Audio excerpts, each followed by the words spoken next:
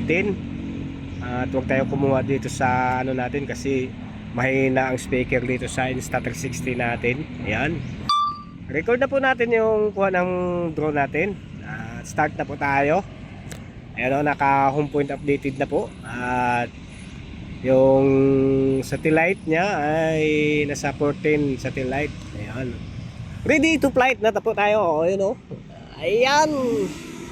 Ayan o. Home point updated.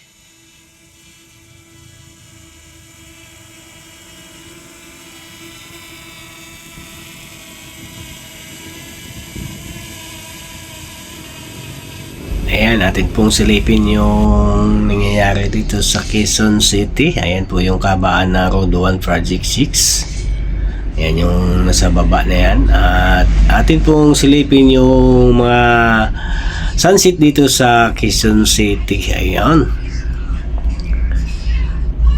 Papataasin pa po natin ng mga 120 meters. Ayan.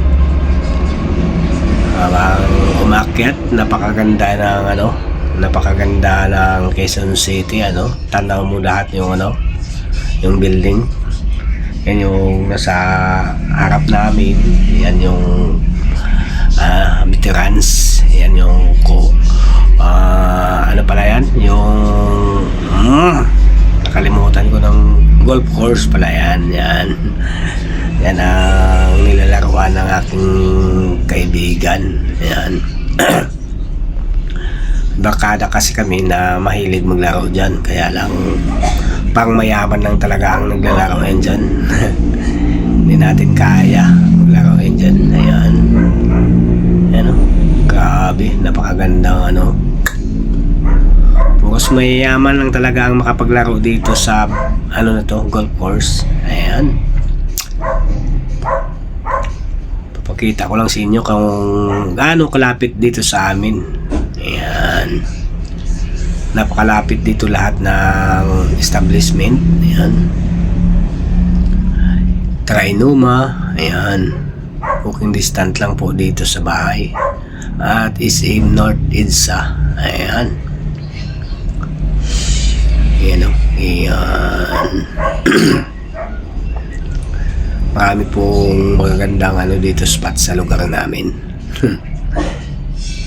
dito lahat yung yung Memorial Circle, hospital na malalapit. Ayun, dyan yung Heart Center, is Avenue. Napakalapit lang dito sa amin yung mga na yan, yung mga establishment na yan. Ayan. Yan yung area ng Quezon City. Iyon. Napakaganda.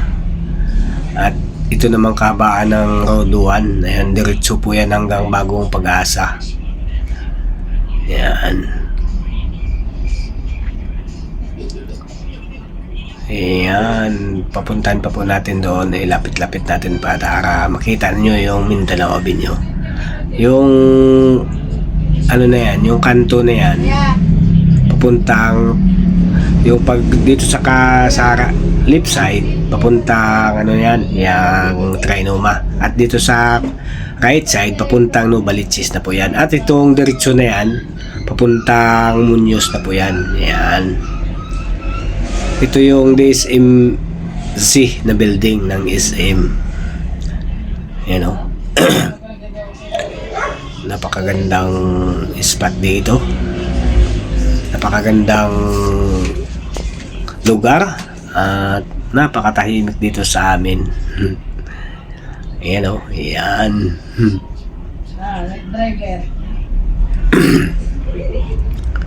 Napakaganda. Ayan o.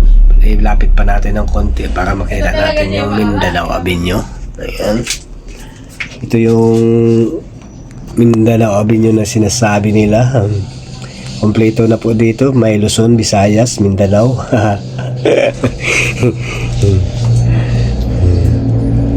Dito sa lahat ng lugar nandito na po yung sa barangay na ito, yung kabila ng barangay na yan, Pag-asa. Yan yung Palawan Street, Mindoro Street, yan, Batangas Street. Yan o. Napakagandang spot, no? Kailang matagal na po tayo dito. Di tayo makapagbili-bili ng lupa rito sa Quezon City kasi grabe, milyones sa kasi ang halaga. Kung wala ka tayong milyones, pag milyon lang pera mo, hindi ka makapagbili dito. Kailangan dito milyones talaga. Ito nga sa amin, yung lugar na namin, itong nirerentahan namin,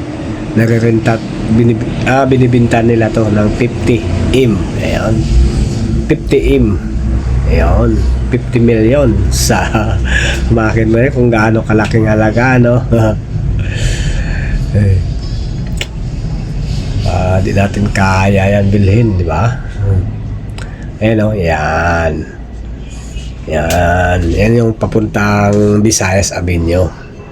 Kung pag diniretso mo yan, pag kunting kanan mo, yung tower na nakikita mo na yan, yung sa right side na yan yung channel 4. At yung nakikita mo na yung circle, memorial circle, yung niya, yung pinaka nila, tawag dyan.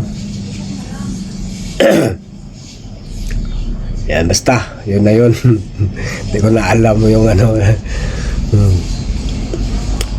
ayan, napakaganda, no? Napakaswerte ko naman at nandito tayo sa lugar na ito, no? Dito tayo nakakuha ng, sa loob ng 20 years na rin tayo dito. 22 years na po kami rito sa Project 6. Mula pa ako nung binata. Dito na ako nagkaanak, dito na ako nagka-asawa. Ayun. Hanggang ngayon, nandito pa rin kami. Nagre-renta. Ngayon, malaki na yung renta namin. Umabot na ng 18K. Ayan. Makain mo yan, 18K. Parang hindi na sapat yung kinikita ng negosyo namin, no? Ayan. Yan yung negosyo namin, yung cassava cake na yan. Ayan. Yan po ako. At bababa na po natin. Thank you so much sa inyo. At lagi nyo suportahan ang Lakwat Sirong Mangyan. Ayun, no? Para kahit papaano sumahod na rin tayo dito sa ating YouTube channel, mga bossing, Thank you so much. Mabuhay tayong lahat hanggang sa muli. Ang inyong lingkod, ang Lakwat Sirong Mangyan, nagsasabing babus talaga. Ayan, Lakwat Sirong Mangyan. Nag-invest tayo ng DJI.